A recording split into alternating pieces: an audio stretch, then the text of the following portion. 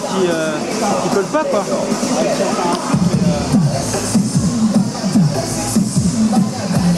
J'ai réussi à sortir quelque chose.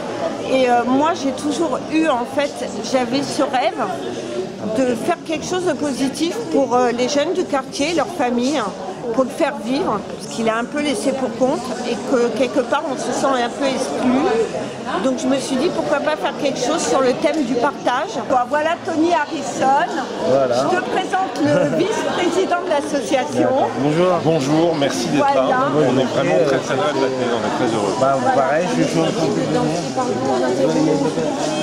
bon, profites-en pour me donner le point de vue officiel. D'accord. Il n'y a pas de point de vue officiel, on est heureux d'être là, on est heureux de faire du positif, on est heureux de rassembler le quartier autour d'une vraie fête, on est heureux de pouvoir enfin parler de positif, on est heureux de ce que la Cité de l'Eure contribue, c'est super. Le nord de la rue Didos s'agite et enfin on a un truc tous ensemble. Le vivre ensemble, l'entre-nous. Voilà, il n'y a pas si longtemps, je jouais une petite pièce de théâtre qui s'appelle Ici à pas de pourquoi, qui est adaptée de Si c'est un homme de Primo Levi. C'est joué au théâtre du Lucernaire. Et voilà, c'était une pièce qui prône l'humanité, l'universalisme. Donc voilà, on avait décidé comme ça sur un lien d'amitié que je viens de vous dire deux, trois phrases de ce texte. Voilà, alors Si c'est un homme, c'est un texte qui est écrit Primo Levi et c'est l'histoire d'un homme qui est incarcéré dans un camp de concentration, en tout cas dans l'histoire, et qui va avoir pour seul espoir de survivre. Et il se trouve qu'on a adapté ce texte pour qu'il soit universel et qu'il puisse parler au plus grand nombre, donc non seulement à l'homme avec un grand H, mais aussi à tous les hommes qui ont pu être dans cette situation d'incarcération.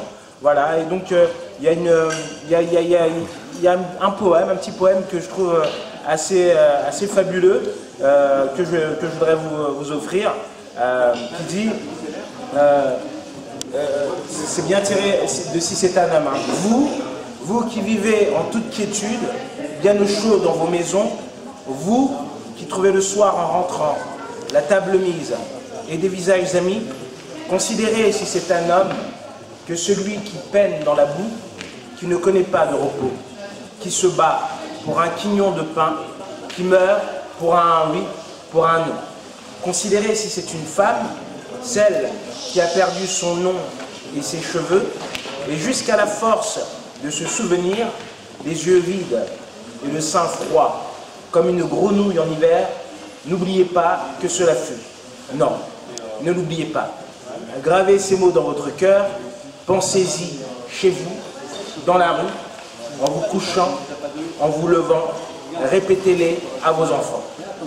Voilà, c'est un poème assez poignant de Primo Levi, et voilà, et encore pour encourager la jeunesse à être dans cet état de fraternité, et pas seulement la jeunesse, nous qui sommes ici aujourd'hui, voilà, pour cet élan de fraternité, d'égalité et de justice. Il y a aussi notre pièce qui s'appelle Les Exilés, qui parle de l'exil, de la migration. Voilà, je pense que c'est bien aussi d'en parler, de voir à quel point ça peut être aussi quelque chose d'universel et d'universaliste. Voilà, donc à travers ces thématiques, je vous encourage à passer une bonne journée dans la fraternité, voilà, et de faire appel à l'autre aussi, parce que l'autre c'est soi. Et je vous souhaite une excellente journée. Vive le 14e, vive cette action qu'a menée notamment, je fais un peu de favoritisme, Olivia et Suzy. Il va manger. Ok. Il présentait Alexandre Messina, qui est réalisateur. Bonjour, je suis Hervé Jacob, je suis président de la place des Amis de la Moreau Diapéry. Si on a voulu faire cette grande fête, en fin de compte, c'est dans le cadre de l'opération immobilière qui voulait se faire par la mairie de Paris, c'est-à-dire de rajouter des logements sociaux sur des logements sociaux. Et du coup, on a découvert plein de monde autour de nous qui étaient prêts à faire beaucoup de choses pour leur quartier et qui étaient des amoureux de leur quartier. Et c'est un peu pour ça qu'on a voulu organiser aujourd'hui cette grande fête des découvertes. où toutes les associations culturelles se retrouvent pour présenter un peu leur spectacle, et les restaurateurs aussi qui nous ont donné gracieusement un certain nombre de mets qu'on propose à tout le monde ici aujourd'hui.